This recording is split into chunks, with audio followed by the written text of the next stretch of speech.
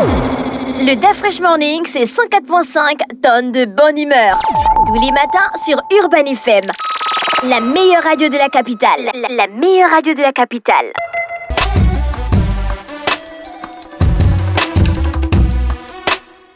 Vous êtes sur les 104.5 Urban FM, la station urbaine, et vous écoutez le DA Fresh Morning, le réveil matinal le plus haut de la capitale, sur la radio, le plus haut de la capitale. On est avec Jean-Paul ce matin. Jean-Paul, bonjour.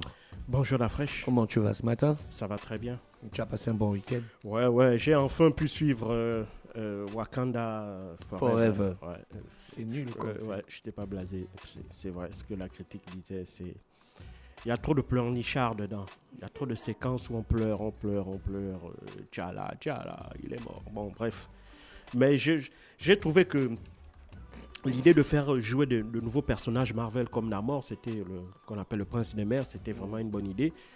Mais je crois qu'ils ont tellement aussi voulu faire comme une espèce d'anti-Aquaman, quoi. C'est-à-dire que tu vois même dans le visuel, dans la manière de se présenter, c'est vraiment Aquaman, il a une combinaison unique et tout ça, il a un trident et tout ça. Bon, lui, il n'a pas ça, il ressemble un peu plus aux ethnies, aux tribus qu'on trouve dans le Pacifique, là, dans les îles Hawaï ou bien au Mexique. Et puis, bon, derrière, quand on voit Colocan, la capitale de son royaume et tout ça, bon, on essaie de faire une espèce de... Tu vois les royaumes incas d'avant et tout ça, là, aztèques et tout ça, et puis on met ça sous l'eau, et puis voilà. J'ai trouvé ça vraiment limite. Mais vraiment, c'était pas un truc... j'ai pas été blasé. En tout cas, j'étais moins satisfait que le premier Black Panther. Ouais, ça, c'est... Ouais, moi j'ai vraiment pas kiffé du tout. Black Panther de Wakanda Forever. C'était pas... Donc à part ça, t'as rien fait d'autre? Non, bien entendu, à part ça, je suis allé dans un certain nombre d'activités, notamment familiales. Et puis, j'en ai aussi profité hier pour vraiment me reposer, quoi, parce que le dimanche, c'est quand même le jour, même Dieu s'est reposé le dimanche. Donc, vraiment, ça, j'y tiens. Le dimanche, je me repose. D'accord. L'actualité internationale nous emmène où ce matin, Jean-Paul? On va revenir sur le vote des Nations Unies sur la résolution qui avait été déposée par l'Ukraine, demandant un retrait immédiat, une cessation des hostilités de la part des Russes et un retrait immédiat de l'ensemble des troupes russes qui sont positionnées actuellement sur le territoire ukrainien. Alors, c'est une résolution qui avait été déposée, comme je l'ai dit, par l'Ukraine, à la veille de la commémoration du premier anniversaire du déclenchement de ce que la Russie continue de qualifier comme étant une opération militaire spéciale. Et donc, au cours de cette assemblée générale, évidemment, il s'agissait aussi de faire de revoir un peu, si tu veux, la position des le niveau d'influence des différentes puissances, parce que d'un côté, on a l'Ukraine qui a déposé sa motion qui est soutenue par l'Occident et en tête desquels les États-Unis, et puis vous avez l'autre superpuissance, la Russie, qui a aussi un certain nombre d'alliés, donc alliés directs ou indirects, la Russie, la Chine, l'Iran, etc. Et donc, il s'agissait de voir quels sont au niveau de la communauté internationale, parce que souvent on a tendance à croire que la communauté internationale s'arrête à l'Occident, c'est-à-dire les États-Unis et leurs alliés. Non, c'est l'ensemble des pays membres du système des Nations Unies. Et donc, dans ce vote-là, donc, était très important, parce qu'il ne faut pas l'oublier.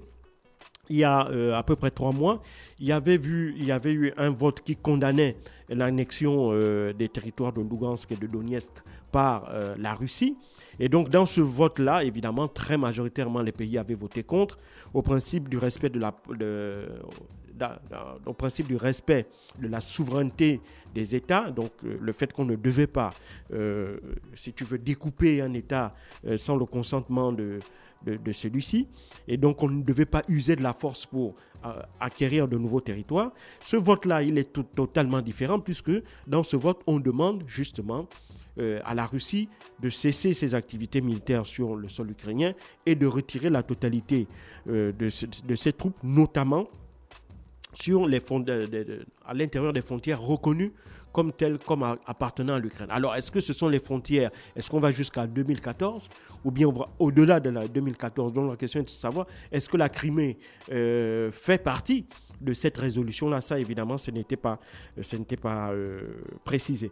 Par contre, ce qui est intéressant, c'est de regarder le vote en lui-même.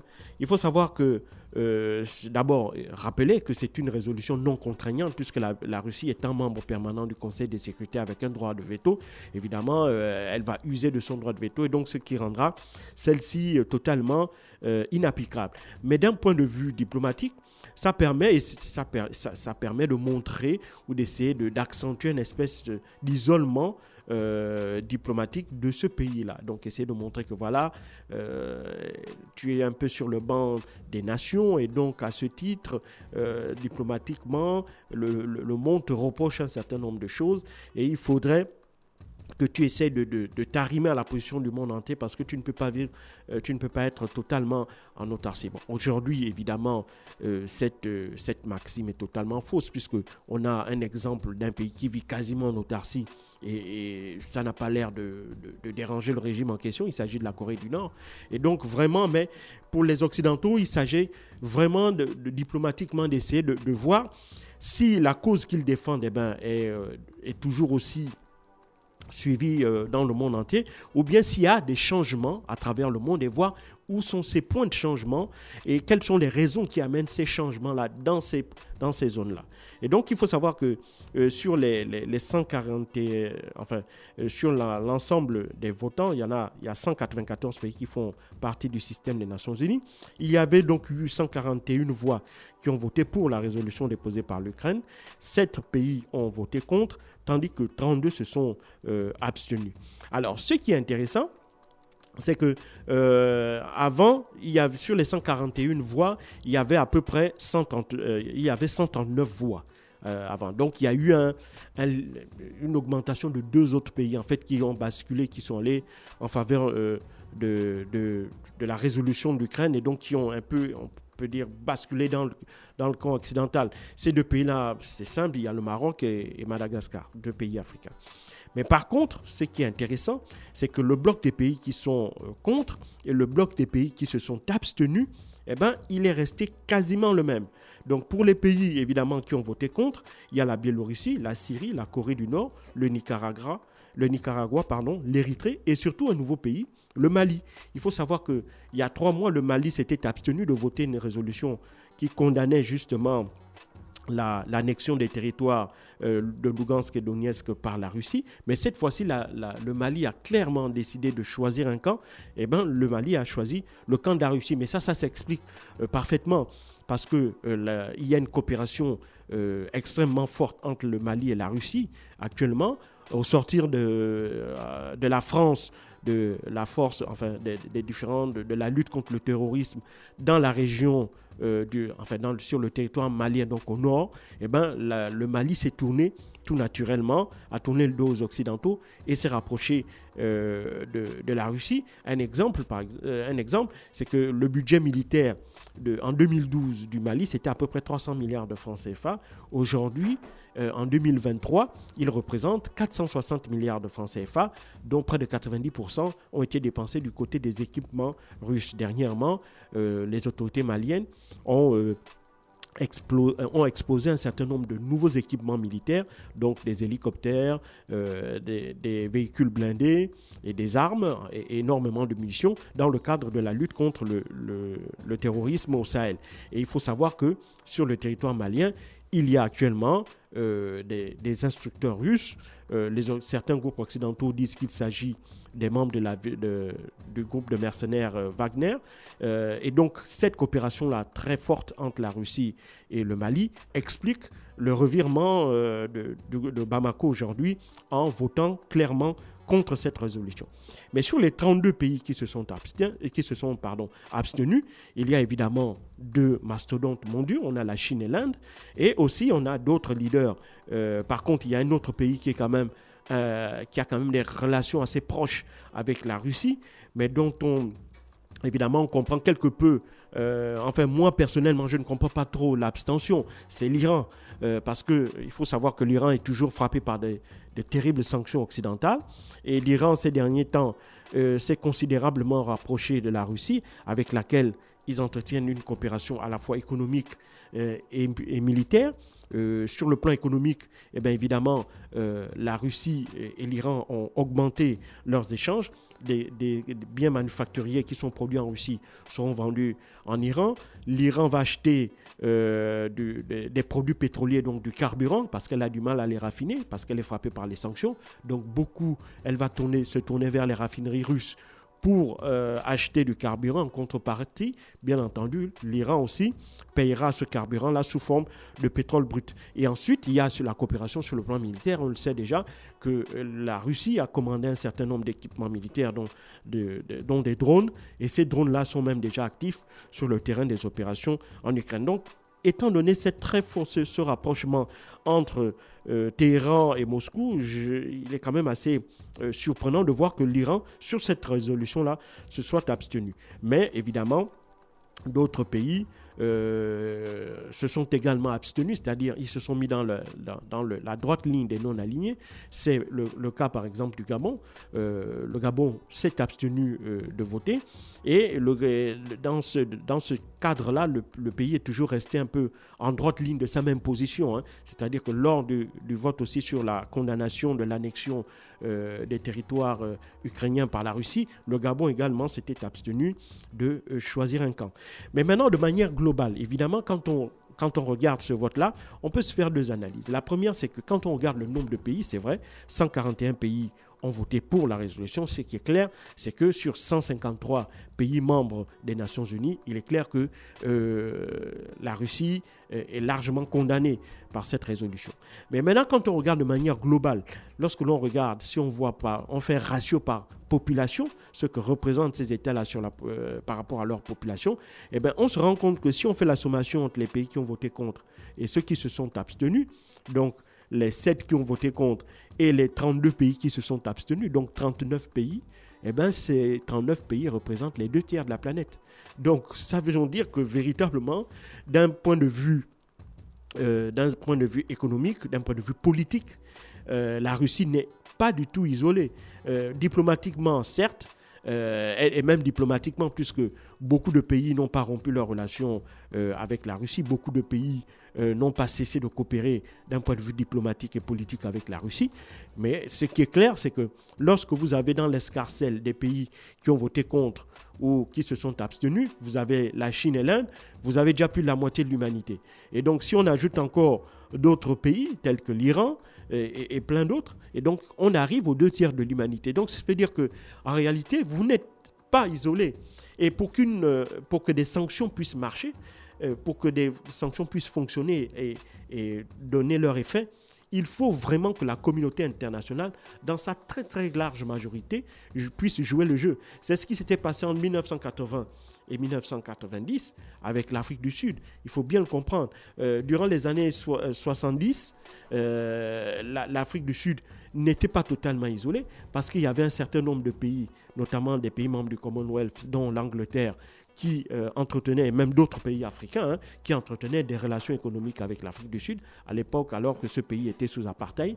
Mais dès l'instant où, à partir des années 80, eh ben, les pays du Commonwealth vont s'entendre sur le principe d'imposer un embargo à l'Afrique du Sud, eh ben, au bout de 10 ans, eh ben, l'Afrique du Sud va se trouver quasiment asphyxiée économiquement et donc elle n'aura plus d'autre choix que de mettre un terme à l'apartheid et de mettre en place le système multipartiste et démocratique qu'on connaît à présent.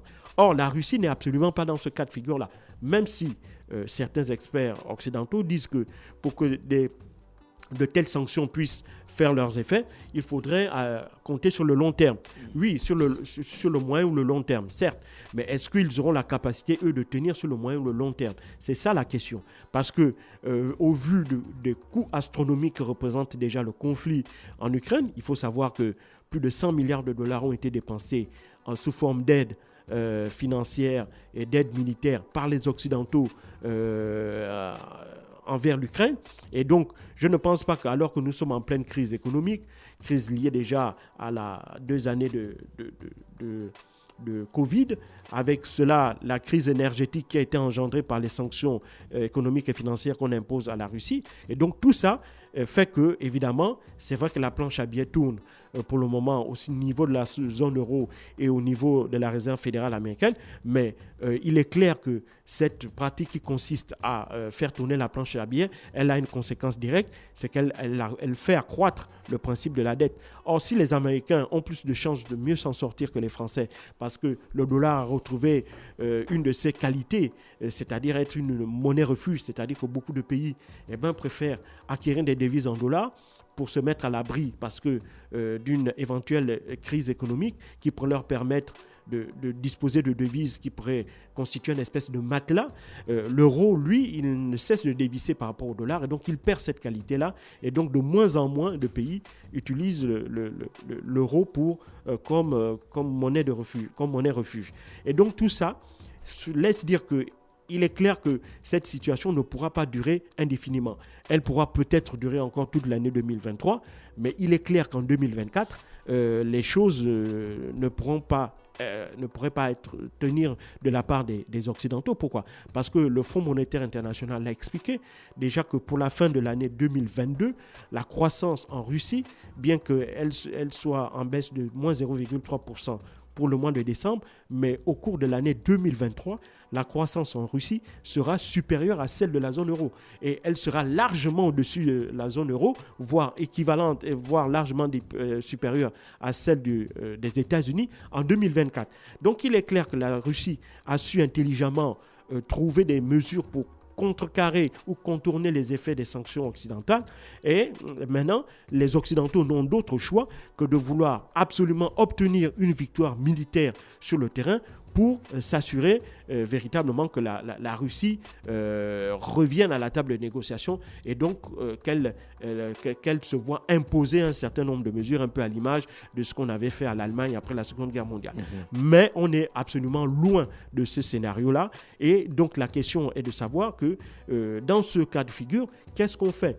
Pour le moment, la Russie est dans une position attentiste. Elle continue à développer son réseau économique et diplomatique en se passant évidemment du marché occidental. D'un autre côté, les Occidentaux continuent de multiplier les sanctions. Il y a une 10e batterie de sanctions qui vient d'être adoptée. Bien entendu, on va attendre les effets de cette 10e mesure de batterie de sanctions-là, mais d'un point de vue global, on ne voit pas véritablement de changement. Et donc, une fois de plus, à travers ce vote-là de la résolution déposée par l'Ukraine aux Nations Unies, on voit que les positions de manière globale restent figées. Et de ce point de vue-là, il est clair que la paix en Ukraine ou la paix entre l'Ukraine et la Russie, ce n'est clairement pas pour cette année 2023. Merci Jean-Paul avec nous ce matin sur les 104.5 Urban FM, la station urbaine dans le Da Fresh Morning. On se retrouve juste derrière. Le Da Fresh Morning, c'est 104.5 tonnes de bonne humeur. Tous les matins sur Urban FM. La meilleure radio de la capitale. La meilleure radio de la capitale.